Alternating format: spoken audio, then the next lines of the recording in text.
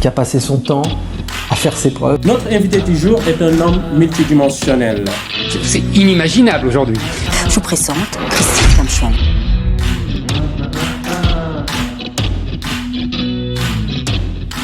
Bonjour, bienvenue les amis de la raison. Bienvenue pour un nouveau numéro, un nouveau Moment CK.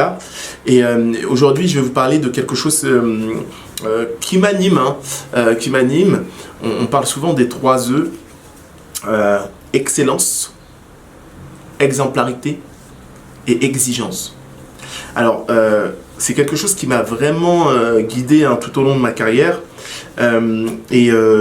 Aujourd'hui, je suis obligé de faire cette vidéo. C'est une vidéo un peu face à toutes les critiques que j'ai pu avoir, que j'ai pu voir sur les réseaux sociaux au sujet de l'excellence ambiante. Enfin, il n'y en a pas beaucoup. Enfin, l'excellence, elle est là sans être là. Et en tout cas, elle n'est pas médiatisée. Je vous rappelle, le but de nos moments CK, c'est aussi pour ça. Et en gros, l'idée, c'est aussi de mettre en avant certaines personnes excellentes ou certains faits qui nous sont passés, à côté de notre spectrum. Je vais vous parler bien sûr du professeur Raoul. On est quand même là déjà à plus d'1 an de la pandémie. Et j'ai pu tout lire sur le professeur Raoul. Et je suis atterré.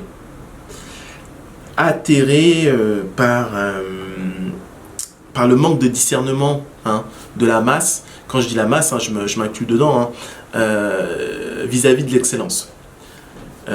Je n'ai pas de télé depuis 2003. C'est peut-être les raisons qui font que j'ai cette distance par rapport à tout ce qu'on voit ou tout ce qu'on entend.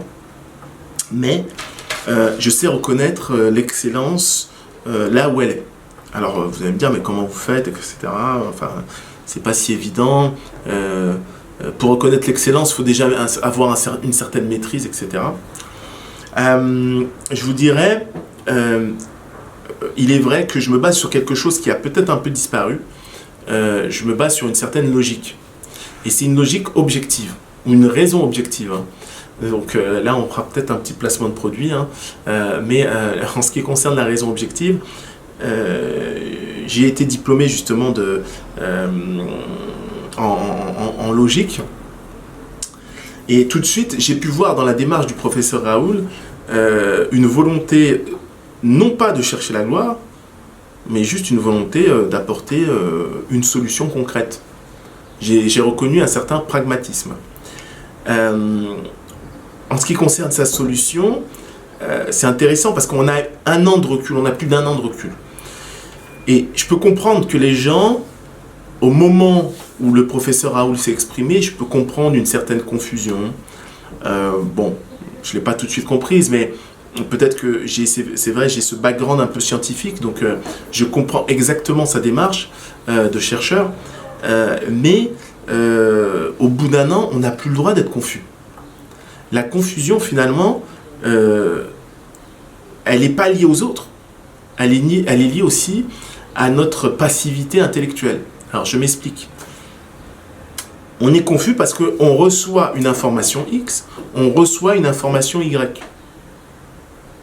Mais à aucun moment, il y a une digestion de l'information. C'est-à-dire que je reçois X, je reçois Y, je digère les deux, et il en ressort Z. Non, jamais en fait.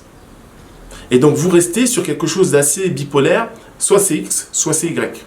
Parce que vous ne voulez pas activer votre système digestif. Donc là, c'est une métaphore. Mais vous ne voulez pas activer votre cerveau. Alors, remettons-nous quelques mois en arrière. Il y a eu tout ce débat sur l'hydroxychloroquine. Et je vous rappelle que la première chose qu'on a critiquée sur le traitement Raoul, c'est sa dangerosité. Et là où je ne voulais pas entrer sur les terrains méthodologiques, c'est-à-dire est-ce qu'on doit faire des essais randomisés ou non, etc. Non, c'est la dangerosité de ce traitement. J'estime la chose suivante. Si le traitement n'est pas dangereux, alors, même s'il a des effets placebo, pourquoi pas l'utiliser en fait? Si un médecin estime que son patient a besoin de ce traitement, pourquoi ne pas l'utiliser? Donc ça, c'est la première chose. Après un an, je pense que les personnes qui sont aujourd'hui, qui se disent que l'hydroxychloroquine, que le traitement finalement, le traitement de M. Raoul est dangereux, je pense que là, vous êtes plus que têtu. Là, il s'agit plus de conviction et même voire d'idéologie en fait. Une fois que vous avez écarté la notion de dangerosité de ce traitement, il n'y a plus de question en fait. Monsieur Raoul a proposé une alternative qui marche ou qui ne marche pas, mais ça s'arrête là. Est-ce que les gens sont morts par ce traitement? Voilà, c'est ça les vraies questions. Ok? Et je vous rappelle qu'il n'y avait pas d'alternative à la base. Maintenant, aujourd'hui, on a une alternative. Ce sont des vaccins qui sont même pas, qui n'ont pas fini leur phase de test. En fait, il faut bien se rendre compte que ces vaccins sont testés sur la population humaine maintenant. Et c'est pas nouveau, hein. À l'époque, on faisait la même chose, on testait les vaccins, que ce soit en Afrique ou en Inde. En soi, c'est pas un gros problème. Le gros problème vient du fait qu'aujourd'hui, on le fait sur une population européenne. Justement, si on se réfère au livre Le Manifeste de la raison objective, on est bien dans un cycle. Et finalement, l'Occident est en train de s'appauvrir en fait, et dans une forme de déclin. On n'hésite plus à leur mentir outrageusement dans les médias. Donc ça, c'est ce qu'on voit dans des pays qu'on appelle sous-entendu sous-développés. On voit bien qu'il y a une dictature de certains médias ou de certaines institutions. Quand je dis institutions, c'est institutions financières. Mais aussi, aujourd'hui, on peut parler aussi de tout ce qui est GAFA. Et attention, je mets un petit bémol, ça sera peut-être le sujet d'une prochaine discussion. Mais quand on dit les GAFA imposent une dictature, la plupart du temps, c'est la pression des actionnaires des GAFA qui se retrouvent être des institutions aussi, tout aussi puissantes. Okay? Donc, ce que je tiens à dire, c'est que finalement, on se retrouve dans une société où finalement on a beaucoup moins de liberté, où même la logique a disparu. Si on vous met une chose dans la tête, on le répète 150 000 fois, et ben même ce mensonge va finir par devenir une vérité. Et donc on se retrouve avec des vaccins qui sont dangereux pour une maladie qui tue faiblement. Il faut savoir que l'histoire ne retiendra pas cette maladie. C'est-à-dire dans 100 ans, personne ne retiendra statistiquement cette maladie. C'est-à-dire que vous n'aurez pas de gens qui... Ah oui, oh là là, attends, qu'est-ce qui s'est passé en 2019-2020 ? Oh là là, mince. Ah là, on a senti qu'il y a un gros truc qui s'est passé. Non, personne ne le ressentira. Mais la peur et les médias, aujourd'hui, vous font sentir quelque chose d'extraordinaire par rapport à un taux de mortalité qui est encore très très faible. Je suis obligé de le dire. C'est juste factuel, objectif. Et je sais que certains vont se poser la question, ils vont me dire, mais...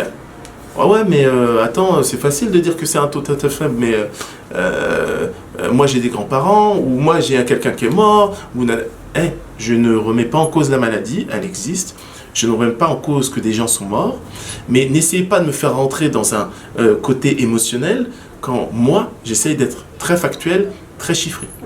Okay ? On a un taux de mortalité qui est de l'ordre de 0,05%. C'est très très faible en fait. C'est quand même à peu près 2 fois la grippe. Vous allez me dire, ah ouais, c'est quand même beaucoup, etc. Mais il faut tenir compte de beaucoup de choses. Il y a des facteurs de comorbidité, etc. Là, on s'écarte un peu du sujet, mais ce que je voulais revenir, c'est le traitement du professeur Raoul. Il représente l'excellence académique en France. Il est une sommité internationale. Et on le traite comme un fou. Et c'est vraiment... j'ai l'impression que c'est le monde à l'envers. Et donc, si nous, le peuple, nous ne sommes pas capables de reconnaître l'excellence, on ne pourra pas, le moment venu, on ne pourra pas être capable de choisir les gens excellents au bon poste. Et donc, on ne peut pas vouloir de la justice d'une société en n'étant pas capable de reconnaître les gens justes, les gens excellents, les gens intègres.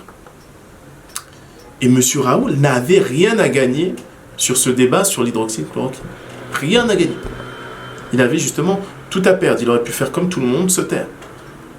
Et faire ces petits trucs en silence, etc. Et aujourd'hui, il y a beaucoup de traitements. Posez-vous la question, pourquoi ces traitements ne sont pas mis en avant ? Pourquoi on néglige le traitement dans des pays occidentaux dits développés?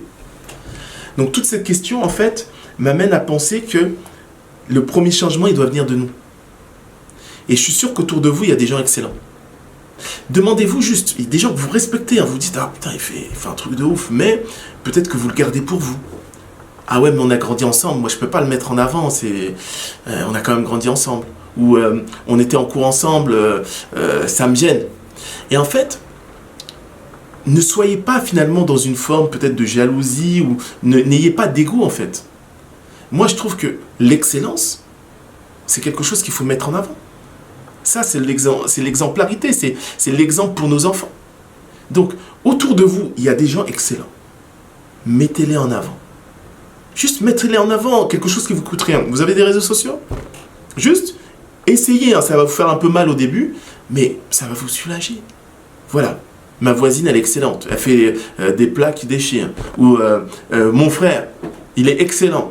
Il est docteur en nanani nanana, je le respecte, etc. Posez-vous cette question, mais pourquoi c'est si dur pour moi de mettre en avant quelqu'un que je connais? Posez-vous cette question. Pourquoi c'est si dur? Ça ne devrait pas être si dur. Et donc, allez-y, step by step, et vous allez voir, ça va vous soulager d'un poids. Et tout ce que vous donnez, vous allez le recevoir en retour. Moi, quand je mets en avant des gens excellents à travers mes sociétés, je sais que c'est des exemples pour mes enfants. Je sais que ça construit les bases d'une société nouvelle, une société qui me ressemble. Faites ce petit effort. Vous savez quoi? Je vous lance un petit défi. En commentaire, vous allez mettre en commentaire des gens excellents. Voilà X, il est excellent pour tel. Et mettez-le. Allez sur nos réseaux sociaux. Mettez-moi des entrepreneurs que vous respectez dans votre cercle proche. Pourquoi c'est plus facile de dire que Michael Jackson est un génie et le danseur qui est à côté ne l'est pas? Pourquoi? Posez-vous les vraies questions. Parce que le pouvoir, vous l'avez. Entre-temps, comme d'habitude, je vous conseille de prendre soin justement de votre conscience et on dit à bientôt.